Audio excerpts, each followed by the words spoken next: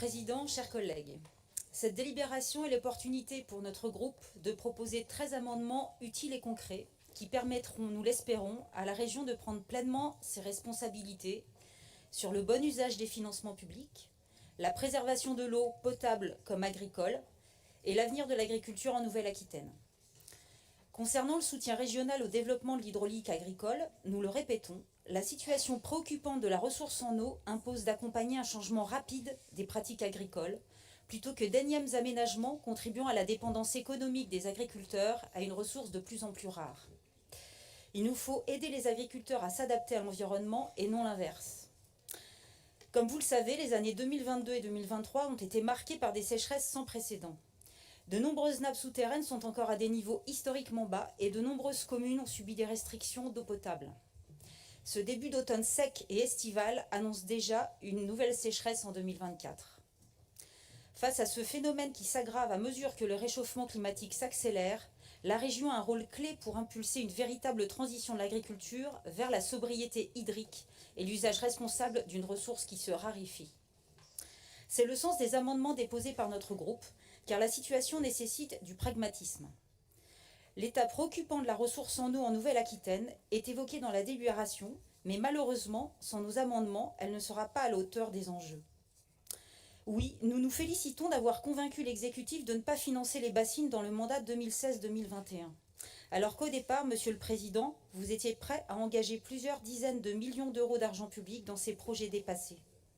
C'est désormais l'Union européenne, en interdisant les prélèvements pour l'irrigation dans les zones où les masses d'eau sont en mauvais état, qui bloque ces financements via les fonds européens.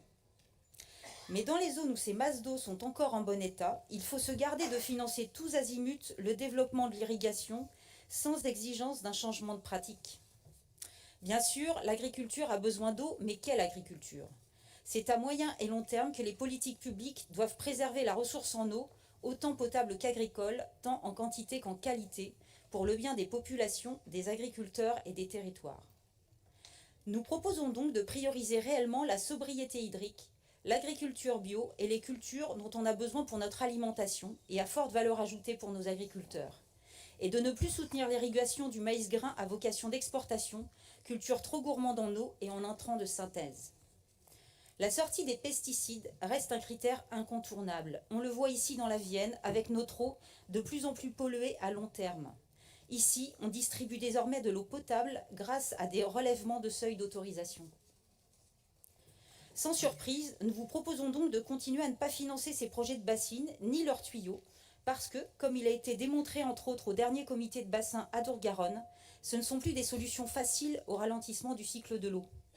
À partir du fameux exemple vendéen, ont clairement été démontrées par le bureau d'études auteur du rapport dont vous avez parlé ce matin, les grandes incertitudes pour l'intérêt écologique et économique à venir, vu la méconnaissance du climat du futur. Quid du remplissage des précipitations de plus en plus aléatoires? Quid du maintien de la qualité de l'eau stockée avec des cyanobactéries qui se multiplient avec la hausse des températures? Quid des 15 projets du Poitou, pourtant retoqués par le tribunal administratif ce mois-ci pour leur surdimensionnement avéré compte tenu de la ressource effectivement disponible? Nous proposons donc que la région confirme cet engagement, mais également qu'elle le prône auprès des autres financeurs publics, dont bien sûr les agences de l'eau, au moins pour celles que vous présidez, Monsieur le Président. Et nous proposons de financer uniquement des projets de territoire de gestion de l'eau très démocratiques, copilotés localement par des acteurs représentatifs des 3 priorités d'usage, eau potable, milieu, activité économique dont agriculture, et ouverts à tous les usagers de l'eau. Pour finir, notre groupe est parfaitement aligné avec le Césaire sur le soutien au PTGE, sur la priorité absolue à donner aux exploitations en bio, comme sur cette question des diagnostics et des contrôles des engagements agroécologiques des exploitations, puisque nous proposons de les faire réaliser par des organismes de certification indépendants, agréés par le ministère de l'Agriculture. Je passe la parole à notre nouvelle collègue Émilie Sarrazin qui va faire une rapide présentation de nos amendements.